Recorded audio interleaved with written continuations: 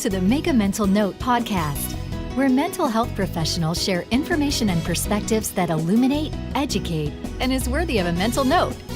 And now your host, Chris Quarto. Hi, everyone. This is Chris Quarto. Welcome again to the Make a Mental Note podcast. Well, we're into the middle part of December here in Tennessee, and it's getting so cold. We're down into the single digits, and I know I probably sound like a wimp because I know that those of you who live in the northern climates, like I used to in Green Bay many years ago, get down to negative 20, negative 30, negative 40 at times, and you're thinking, that's nothing. So I hear you, but still, it's just really cold. This week's mental health tip has to do with dealing with worry. And a lot of people worry about things. John J. Chapman made this quote. I thought it was interesting. People get so in the habit of worry that if you save them from drowning and put them on a bank to dry them in the sun with hot chocolate and muffins, they wonder whether they are catching a cold. And, that's really true. And in fact, our guest today, David Carbonell, is going to be talking about worry, which is part of generalized anxiety disorder. But wanted to perhaps give you a tip that might help out a little bit with anxiety. And this one I may have actually mentioned to you before, but it's okay. It's been a while. Whenever you feel uptight or anxious, immediately count slowly to yourself from 1 to 5 and gradually take in a deep breath through your nose while you're doing this. And then immediately count backward from 5 to 1 and exhale slowly through your mouth while doing so, and repeat this process 5 to 10 times. You might imagine black smoke pouring out of your mouth as you exhale, your unpleasant feelings, your anxious feelings, your worry out of your body. And, you probably won't totally rid yourself of anxiety or worry, but it'll at least help take the edge off. So that's my mental health tip for this week. Okay, let's go ahead and get to our podcast episode of the week with David Carbonell, who's going to talk about generalized anxiety disorder. Hi, everyone, and welcome again to the Make a Mental Note podcast. I'm your host, Chris Quarto. Well, my guest today is Dave Carbonell. He's a clinical psychologist in the Chicago area. And Dave, welcome to the podcast. Oh, thanks for having me, Chris. Sure. Well, if you wouldn't mind, share with the mental note takers a little bit more about who you are and what you do for a living. Well, sure. I'm a full-time clinical psychologist in practice in Chicago. All right. I work with people who are coming in with fears and phobias.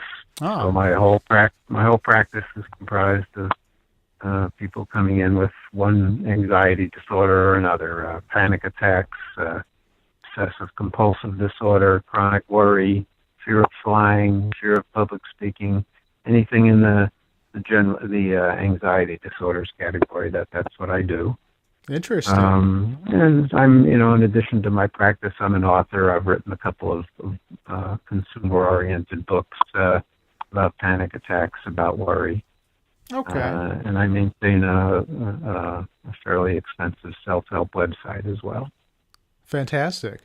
Well, toward the end of the interview, I'll want you to say a little bit more about not only your book, but also how people can get a hold of you and maybe check out your website as well. But just to kind of get things started off, I always like talking to my guests about how they got into the field. It's really fascinating to listen to the stories of how people got into this area. So let's start off there, Dave. Maybe you can share a little bit more about what your story is about getting into the helping profession. Well, sure. It was actually a career change for me. I didn't find this right away. Ah.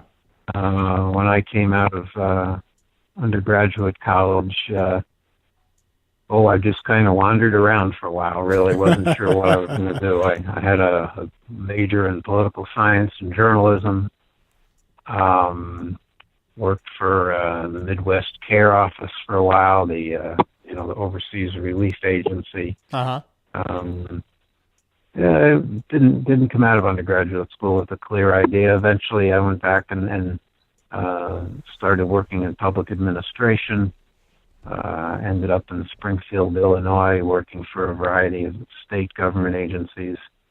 And after, I probably did that 5 or 6 years, and I started to realize, this is not for me. Yeah.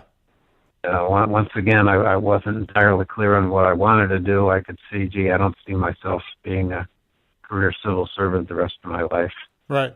And I did, what was probably a very current thing at the time. I dug down into a book called What Color Is Your Parachute? Oh, sure.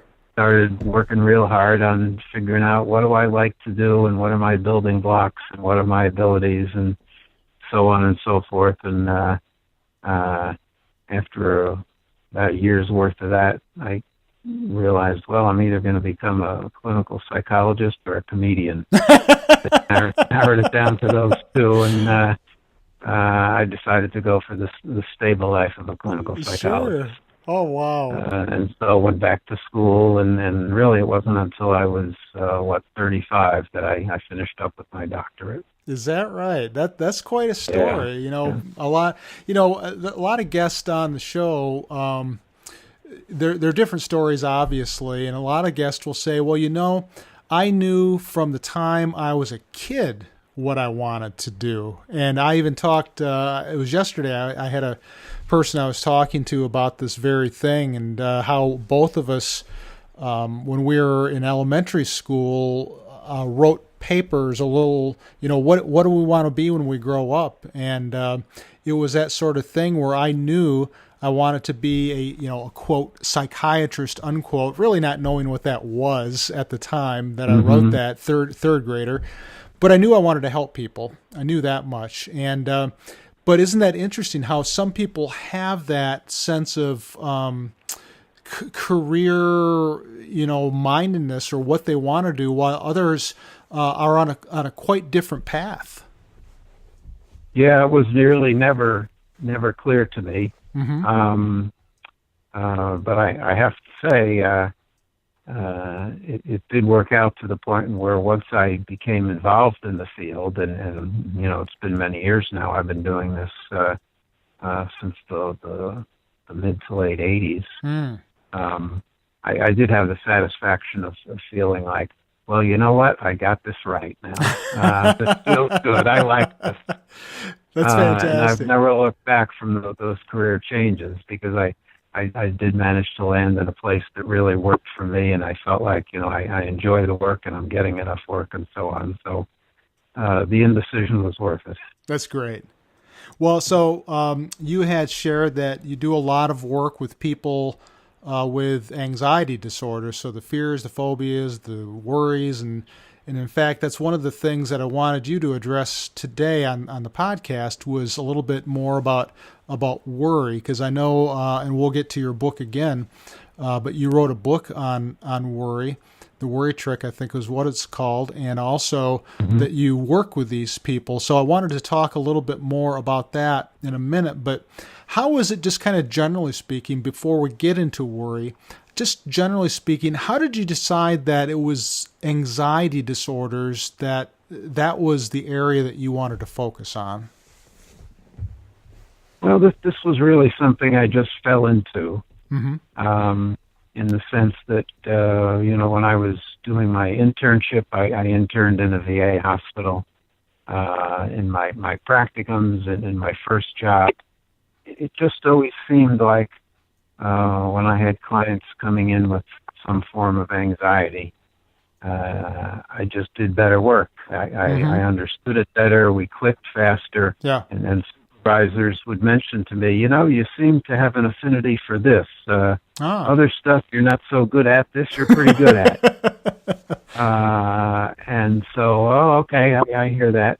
And as I got out into private practice, this was in the mid to late 80s, I came to realize, gosh, there's an awful lot of people, particularly people struggling with agoraphobia at the time. There's some enormous numbers of people out there who are desperately looking for help, and there's hardly any good help available. Yeah. And this was the time when a lot of the cognitive behavioral treatments were just becoming available. And so, I like doing this. This is what I'm good at, and there's an awful lot of people looking for help. So I just kept saying yes. That's all I had to do was to follow that instinct. Right. Yeah, and then it turned out, that I could work independently and specialize in that and have all the work that I could handle. Yeah, that's great. And so the referral started to pour in, it sounds like, and look where you are now. And and I think as a result, people came in the Chicago area to know that, Dave Carbonell, he does this specialized anxiety work, and so it made it relatively easy for people to refer to me, It's interesting because you mentioned agoraphobia, and for the folks who might not know much about that, it's this fear of just being in places where escape might be difficult, or these types of things. And I guess in extreme cases, people don't want to even leave their houses. And you see nowadays all of this technology that's taking place, the video conferencing, the having the therapy by computers, computer monitors. And what are your thoughts about that? Just having more of this video conferencing, Skype type sessions with clients who have disorders like agoraphobia, who might have difficulty getting out of the house to come and see you in person. Yeah, well, it's an advantage, certainly, especially with clients in more rural areas or relatively underserved areas where they may not be able to get the kind of help they need. Yeah. So, someone in, in any of the far western states, Montana, Idaho, very rural areas where, you're not going to find probably any psychologist, much less specialist. So it does offer a help that people can get good help sooner. And that's a plus. The potential downside of technology, especially when we're thinking about agoraphobia, is that people are finding more and more opportunities to work from home. And in a sense, that prevents some of the natural getting out and necessity to drive and necessity to go places, and actually kind of shore up the agoraphobia. Yeah, I never thought about it that way. Yeah. Yeah, and when you're using, internet kind of treatment, distance kind of treatment, it is important to give some consideration to, well, how are we going to get past this point? How are we going to move the focus of the treatment to getting outside the home and getting out into the community? When they have to come to the office, that's a natural starting point for it. When there's no opportunity, because it's 1,000 miles away, well, then we got to think harder and work harder about how can I phase out this part of the interventions and get them to engage more in the community. Yeah, it's a plus, but you always have to keep that in mind. Yeah, that's a good point. You don't want to make it too comfortable, I guess, because at some point, if the whole object is to get them out of the house and engaging more in the community or whatever, then that's a good point. Well, let's talk. When I get a referral of somebody who's working from home, who's having trouble with panic attacks and they're agoraphobic, and they also have an in-house job, I mentally make a little note. Okay, this is going to take a little longer. This is just going to be more work to do than the guy or the woman who has to drive a couple of miles to go to the office. Oh, sure. Yeah, it makes perfect sense. Well, let's shift the focus now, Dave. Talk about a little bit more about generalized anxiety and worry, because I know that's one of the things that you specialize in as well. And let's talk about just kind of the general characteristics of these clients and what you see. What are some of the issues that they're struggling with? Well, with clients presenting what's called generalized anxiety disorder, what that's really about is these are people who have a lot of trouble with worry. All right. They have a lot of worrisome thoughts. Maybe not necessarily so much a larger quantity of thoughts than the average person, but they take those thoughts to be of much greater importance than somebody without generalized anxiety disorder. Mm-hmm. They kind of have the attitude or the relationship towards their thoughts that, gee, I want to get those thoughts in the right proportion. I want to have good thoughts. I don't want to have bad thoughts. And it's almost as if they could say to the rest of the world, listen, folks, I got to go up and straighten out things in the attic. And as soon as I get things straightened up in the attic, by which I mean their head, their thoughts, Yeah. Uh-huh. if I get all that straightened out the way I want it, then I'll come back down and rejoin you. And increasingly, they spend more and more time moving things around in the attic and trying to get the thoughts to behave the way they want. And unfortunately, the thoughts don't behave very well. Mm-hmm. So it leads people to a great deal of a kind of withdrawal into their own mind and away from the activities and the objects and the people going on around them. That's generalized anxiety disorder. So it sounds like they, perhaps over the course of time, there's a lot of energy that they expend just kind of dealing with the head stuff. You know, what's in the head? How can I deal with this? What do I have to do to get rid of this so I don't, feel this way anymore? And it sounds like there's a lot of energy toward doing that kind of stuff. Is that right? Absolutely. They're always, focused on particularly dealing with the thoughts, the worrisome thoughts, that are almost always introduced in the same way. These thoughts almost always start with two words, what if, and then the rest of it. They come knocking on the door with that what if, and increasingly the person's always trying to shape and reshape and answer and argue and silence those thoughts. And they discover what everybody with a chronic anxiety disorder discovers. The harder I try, the worse it gets. Harder I try, the worse it gets. And so they're increasingly engaged in this argument in their own head, to the extent that they pay less time and energy and attention to what's going on around them. Well, let me ask you the $64,000 question. And I'm sure that, people listening to this are wondering the same thing. Why is it that people worry so much? I mean, how does this all happen to people? I mean, it's just not like they wake up one day and, boom, they're worrying. I mean, how does all this start? How does this develop? And what's your take on that, Dave? Well, I think it does kind of start that way, actually, that I think we're all born with some degree or tendency towards worry. And some people, seemingly from the age they were children, had more of it than others. Had a greater sensitivity to it. And amongst the people I work with chronic worry, with generalized anxiety disorder, they very commonly report things to me like, well, when I was growing up, I memorized from the public service announcements on TV, I memorized the 7 deadly signs of cancer. Or, that they can recall having the kinds of concerns and asking kinds of questions of adults around them that nobody seemed prepared to answer.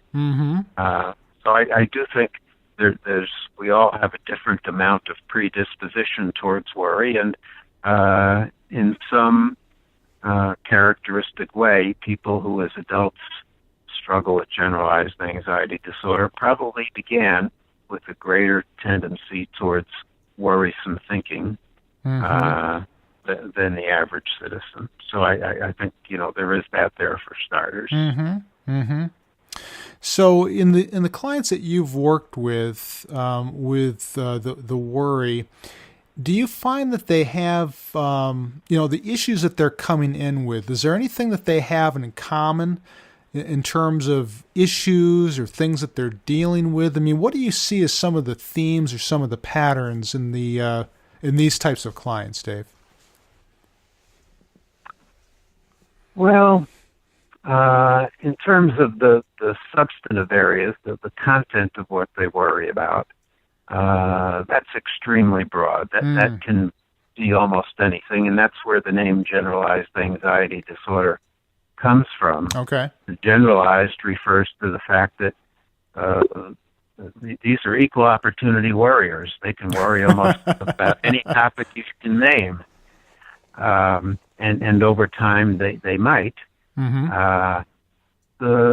In general, the worrisome topics somehow connect to something that seems to threaten my integrity, either my character, my intelligence, my physical survival, my reputation, that sort of thing. But when you have a high tendency towards worry, almost any kind of problem can lead to that if you think through it hard enough and hard enough. Right. So the substantive areas of what they worry about quite variable. I think where we see something more consistent is really what is it that sustains this problem? How come people don't outgrow it? And here I think we see a very consistent pattern that people take the thoughts literally and try to silence them. They try and correct them. They try and change their thought. They try and have happy thoughts instead of worrisome thoughts. Yeah. And as a direct result of literally arguing with these thoughts so much, they make them more of a daily habit. And so the very thing that people are doing, what they hope is going to help, turns out to be what serves to maintain the problem. Mm-hmm. And that's true with chronic worry, and it's broadly true with all the anxiety disorders. Mm-hmm. People often will come in and say, something like, despite my best efforts, I still find myself worrying. Mm-hmm. But I think that's not really what's happening. I think it's more like this. Because of your best efforts, you keep worrying. That their best efforts are aimed at arguing with and shutting up the worrisome thoughts. And if you have an argument with yourself, well, that's not an argument you're going to win. Mm-hmm. Mm-hmm. So really, there are several different things here. I heard you mention the word threat to their integrity, and I think that's a very important word here, important concept, I think, as it relates to, well, maybe a lot of different anxiety disorders actually, but in particular, this one. And perhaps, and you correct me if I'm wrong, perhaps there's a threat there, and that threat is related to is it the what if type of thinking? Is that, you were talking about that earlier. Do those two things kind of go hand in hand, Dave? Oh, absolutely. Because in fact, one of the things I like to do, and I put this in the book as well, I invite people struggling with worry to literally diagram their typical worry sentences. Ah. And the first part of the sentence is the what if clause, which is almost always the same. And the second part of the sentence, which is infinitely variable, is what I think of as the catastrophe clause. I see. That's where we have the catastrophic, what if I'm careless with the stove and the neighborhood burns? What if I don't pay attention sufficient to that mole and I end up with a tumor? What if my spouse is 20 minutes late? What if she's dead in a car crash? It's all these terrible things.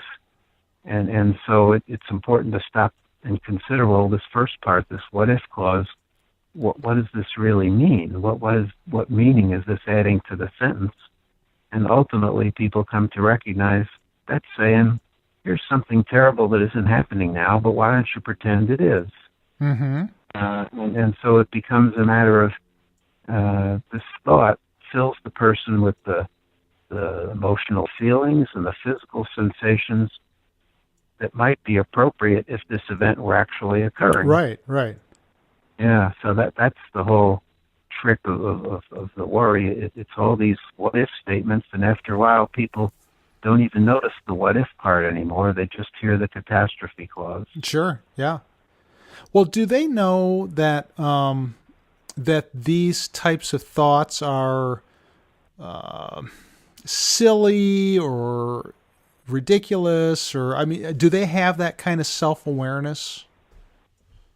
They do. It comes and goes. Mm-hmm.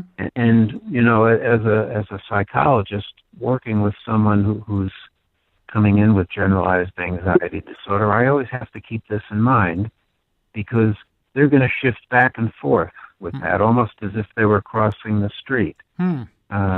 And sometimes people will be on the side of the street where they take the thought very seriously, and they're struggling with it. And, you know, what if I do get a disease? It would be terrible to have cancer. Well, you know, the chemotherapy, the threat to my life, the sadness for my children, it would be terrible. What if I have, and they might struggle with that for quite some time. And then it'll suddenly occur to them, and they'll say to me, sometimes right in the middle of a session, well, you know, now that I think about it, it's pretty darn unrealistic to think that this is going to happen to me. There's no cancer in my family. There's only a prevalent rate, you know.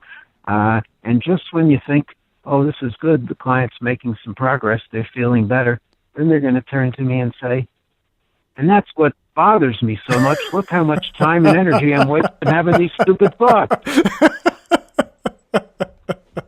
And then they've crossed to the other side of the street. So it's this pairing of, sometimes they take the content literally and they worry that really hard.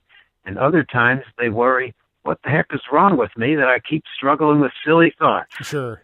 Yeah. Yeah. And you know, this can't be good for my health. What if this gives me a stroke, all this worrying about nonsense? And so we have to go back and forth, and I have to kind of keep my eye not on one side of the street or the other, but more how overall the client relates to the worry, and helping them come to see, yeah, this is a two-sided relationship, and I got to find some middle ground. I see. You know, it's, as I listen to you talk about this, I'm thinking it would be very easy for these worries to compound, huh? I mean, really, they start worrying about this, and then it triggers something, other type of worry, and then it just kind of compounds like that. Absolutely, and so they use very few periods in their thoughts. There's always commas at the end, you know. And then if this happens, and then what if that, and you know, I'm afraid to walk down the hall because the boss is in, so I don't go get a drink of water this afternoon. And what if I get too dry? Won't that cause a coronary thrombosis? And so, yeah, they do compound like that. It's a steady accumulation of this, and then this, and then this, and then this. Well, I want to talk about your, I call this segment the recipe for success. And, you know, people come in at point A, they have these issues, whether it's worry or fears or whatever the case is. They come into you seeking help, and, you know, you do your magic or whatever you do in your therapy sessions to get them to point B, where they're doing a lot better. They are less worrisome. They're not having as many fears. I'm kind of curious about, you know, what you do in the middle to kind of help them get from point A to point B. Now I heard you say earlier that when you started in this area, the cognitive behavioral approach was popular at the time. And so I'm wondering, do you use that, and do you use other techniques? And so let's hear a little bit about that. Sure. I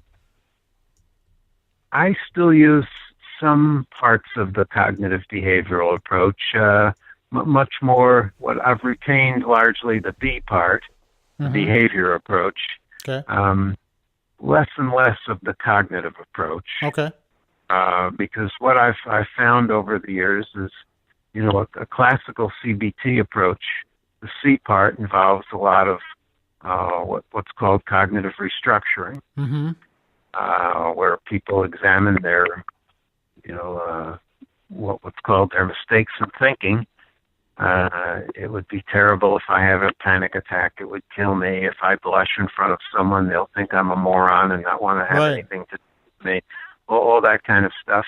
A little bit of cognitive restructuring goes a long way.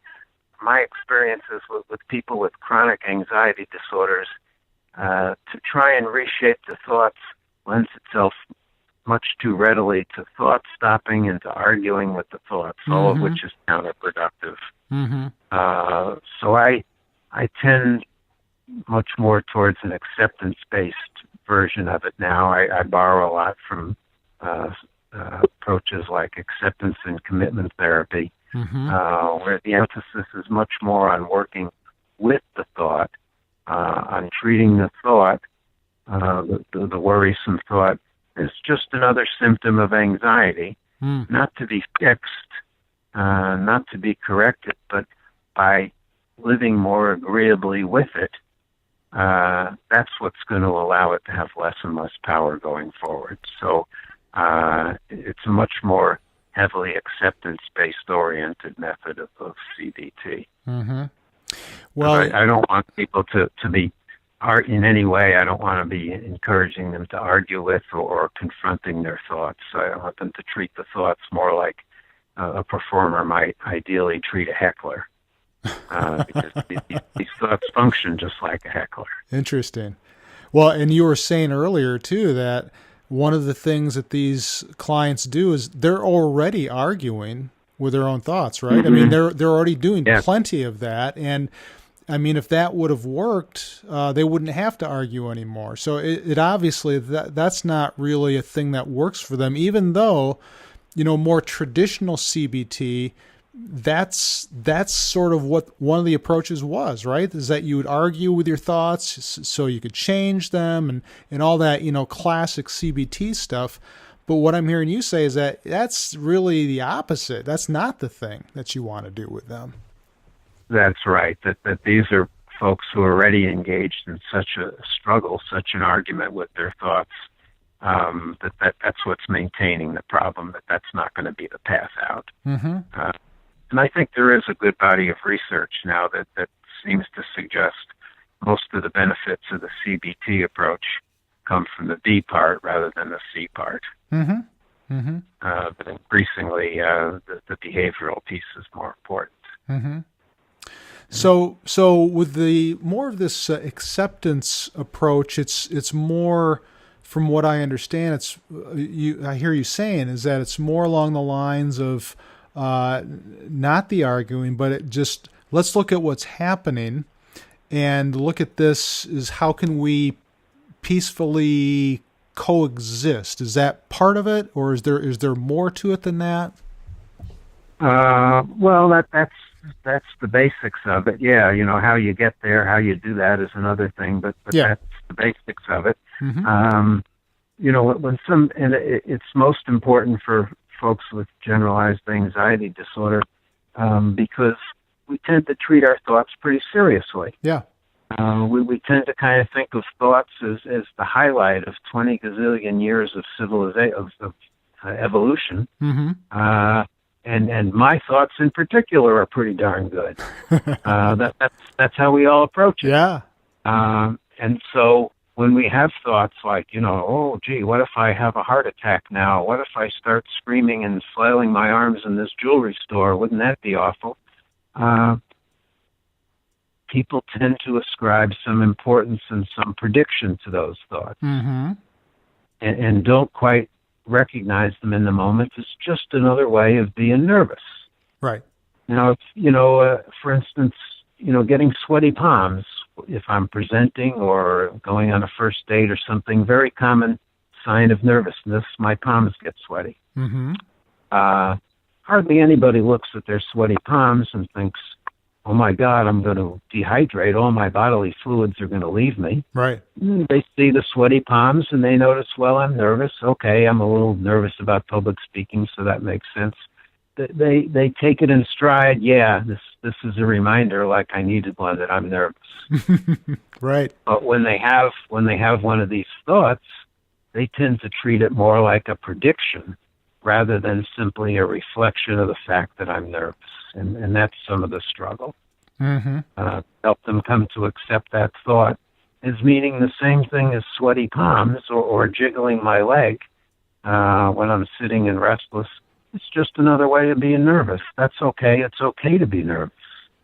But this thought, what if I freak out and scream during the movie? Yeah. That's the way of being nervous. That's not a notice to the authorities, come and get this man. He's going to scream during the second act. Mm-hmm. But that's how people who are stuck with worry treat it. They treat it more like a prediction than a way of being nervous.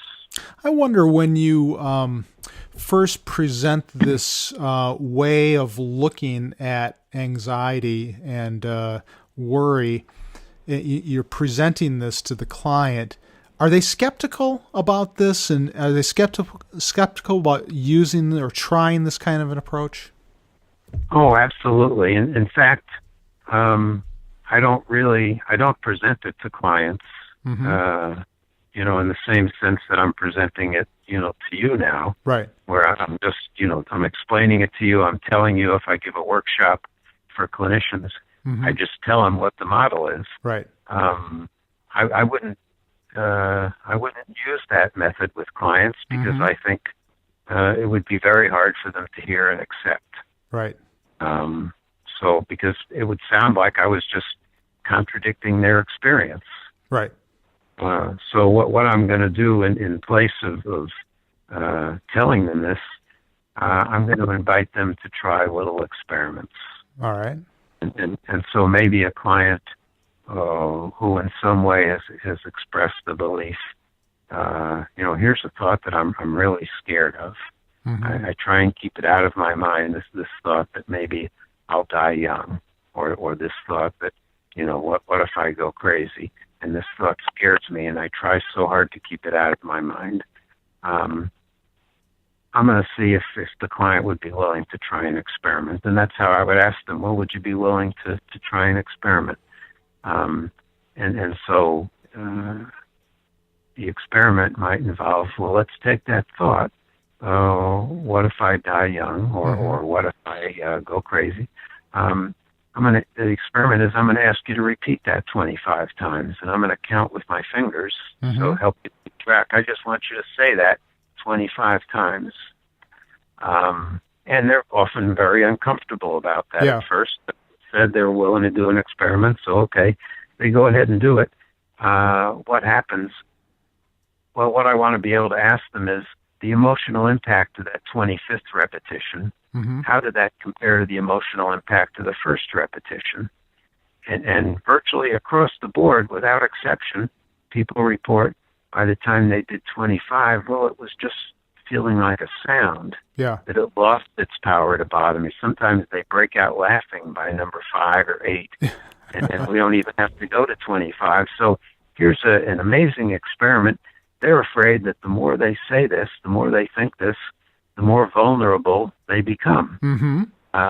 When they repeat it 25 times, it loses its power to disturb them. That's an amazing experiment that helps cast a light on the idea, that I'm saying, which if I just told them that, the more you think it, the less important it's going to be. But here when they say it out loud, they try it out for themselves in session, and they have that internal experience. So that's how I help them move towards this with experiments, not with explaining. Well, it sounds somewhat similar to like an in vivo type of response where you'd have a person with a phobia like confront their fear, I guess, is sort of what I was thinking as you were talking about that. It's exposure therapy. Yeah. If somebody was afraid of dogs, at some point we would be spending time with dogs. Yeah. And when people are afraid of the thoughts, well, it's the same thing. Those thoughts are their dogs. Mm-hmm. And they need the opportunity in the right way to spend time with what they're afraid of. And so it's exposure therapy, but focused on these internal sensations rather than external objects. So I'm going to ask an obvious question, but there's actually more to it than what I'm going to ask. The question is, how is it that a client or you would know that they're getting closer to point B where they're improving or they don't seem to be having as much of a problem? What would be some of the indicators of that? Well, the client would report less preoccupation with internals, less preoccupation with talking to themselves, with trying to hide and disguise and control these thoughts. Clients would report an increased amount of involvement and new involvement with the world around them, that they're engaging in more external activities, that they've made new friends, engaged in new hobbies, joined the club, that they're more and more involved in the outer world rather than the internal world. Better sleep is a frequent occurrence here, because people who are prone to worry often have a terrible time when they lay down at night. And now it's time to relax and let my mind drift. Boom, they have trouble doing that. Right. So those would be three. Yeah. And I guess the reason I was asking that, Dave, is because I know that the primary object of the exercise of therapy is, in this case, they don't want to worry as much as they do when they first come in, and hopefully that's what's going to happen. But what I was wondering, and you actually answered the question, was what are the spin-offs of that? So what are the advantages, or what does a client get in addition to the fact that they're not worrying as much? And what you said is that perhaps more engagement in the world, or other things that they didn't feel comfortable doing or didn't allow them to do because they worried so much. And so it sounds like it kind of has a rippling effect, I guess, is what I'm trying to get to. Yeah, absolutely. And for many clients, they can still remember a time when they didn't worry this much. And they did a lot more time with their time and energy then. They did a lot more with it then. And so for people who still remember that pretty clearly, it's more like a reclaiming of territory. Yes, they're worrying less, and that's wonderful, and they're more comfortable. The clearest sign, the clearest advantage to them isn't even so much just the worrying less, but now there's more things that I can do with my time and my energy on the planet. I can live my life more fully. Exactly. So what's the primary challenge in working with these types of clients, Dave? What have you found is a pothole in the road for you in dealing with them, and kind of makes it a little challenging? Well, one of the big maintainers of this, when I can, get people to try out these experiments and do them progressively, I think that really helps move them along in the right direction. Yeah. One of the biggest encumbrances is people feel so ashamed and secretive about the worry they experience. That oftentimes there's virtually no one in their lives, and I'm including spouses in this, and parents, to whom they've actually confided what a powerful, large, everyday problem this is for them. They're driven enormously to hide this, and they feel ashamed of it. They feel kind of unique and bizarre in the amount of time and effort and the kind of worry they have. And because they feel so ashamed of that, they try and hide it. And the more they try and hide it, the more they're confirmed in their belief that they're some kind of peculiar, rare person. And what we have here are, millions and millions of people all thinking they're the only one. Yeah. So that shame and that secrecy reinforce each other and make it harder for a person to feel better about himself or herself. Now that's a tough nut to crack. experiment, the ability to come to see, what kind of a role I can play, how I can relate differently to my worries, that comes along pretty readily. Mm-hmm. I do think it's valuable for people to begin to break the secrecy, and that's a tougher nut to crack. People, feel a lot of that shame. Yeah, and I guess there has to be a willingness there. There has to be, for them, there has to be some point where they make a decision that this is the time that I need to do this. And, perhaps some clients aren't ready to make that kind of a change or that kind of a commitment. Part of which is to acknowledge this is who I am, this is what I'm doing, where they, up to this point in time, they may have tried to hide this, and that may have made it too obvious. And having to admit this to someone else, boy, that takes a big commitment and a big step for them.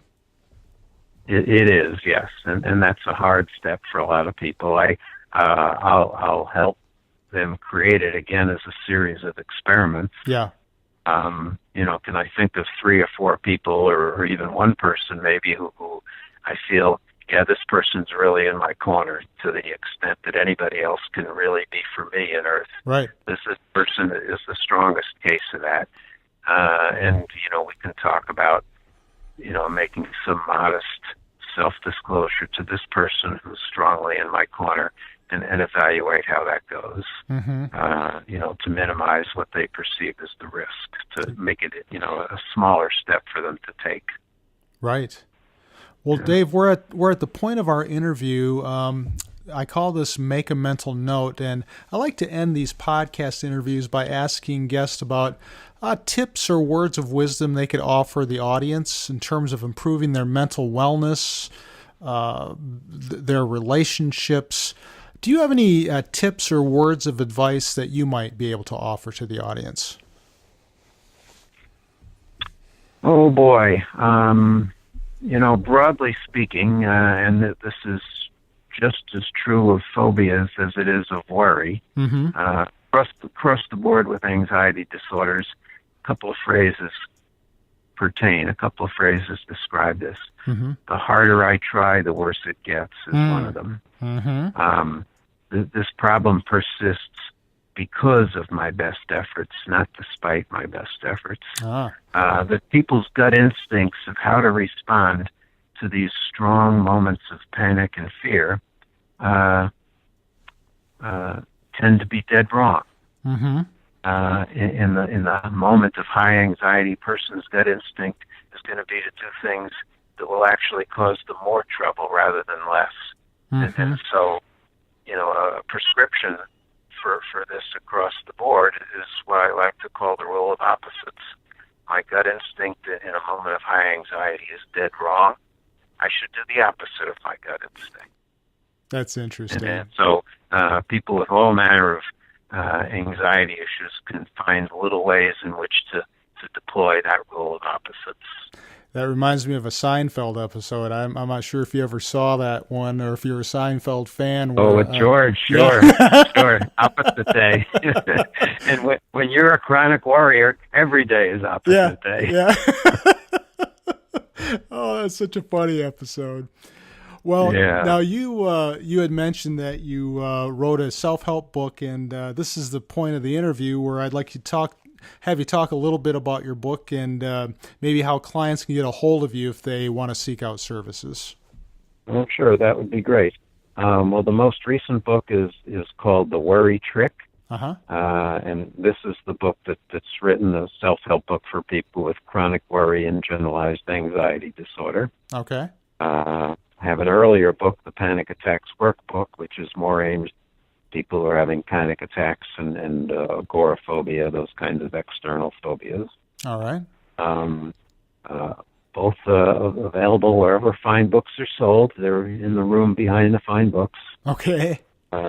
They're also on my website, which is the best way for people to contact me as well. All right. I have a website at anxietycoach.com. Okay.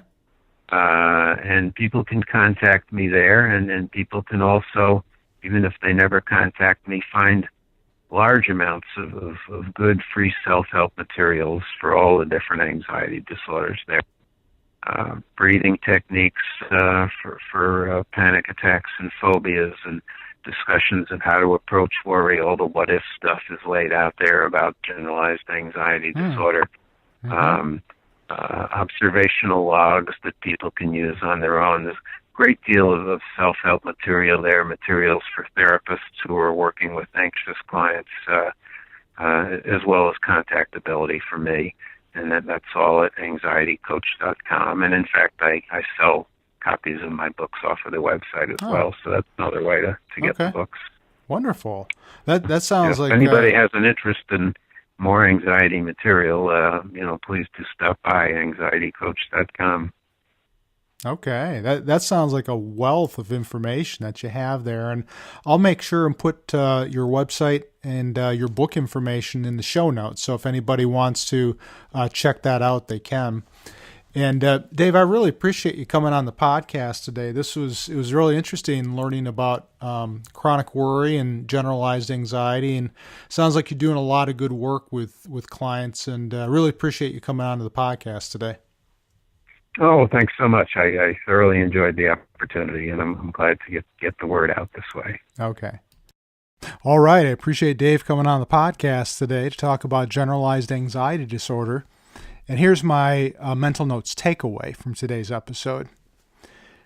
Generalized anxiety disorder is a chronic condition characterized by excessive worry about events that are very unlikely to happen, and that can be made worse by fighting it.